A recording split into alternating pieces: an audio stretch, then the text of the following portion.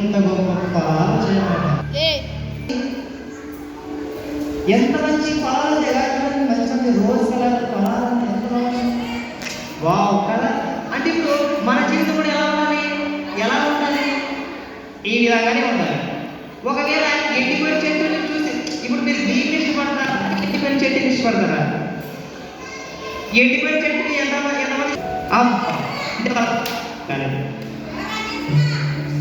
అంటే మీరు ఎలా ఉండాలంటే ఫలాలనిచ్చే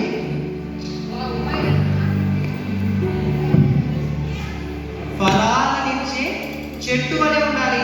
ఇలా చెట్టు వలె ఉన్నప్పుడే ఏం జరుగుతుందంటే దేవుడు మహిమ పొందుతారు. మీరు ఎలా ఉంటారు? ఇలా ఉంటారా? ఎండిపోయిన చెట్టు వలె ఉంటారా? ఇలా ఉంటారా? Wow, very good, very good, very good, very good. మీకు మంచి తర్వాత మీ అందరి టీచర్స్ గ్రూపులు డివైడ్ చేస్తారు కదా.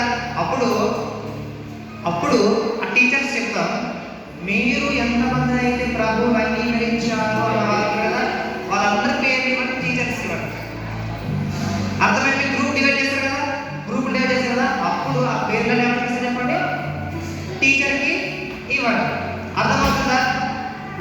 అలా అప్పుడు మీ వరకు బాగా ప్రార్థన చేస్తుంది. మీరు బాగా ఫలించే విధంగా, మంచి చెట్టు వలె ఉండే విధంగా, మంచి చెట్టు వలె ఉండే విధంగా సాయం చేస్తారు. దేవుడు సాయం చేస్తారు. కాబట్టి ఇంకోటి చేద్దామా?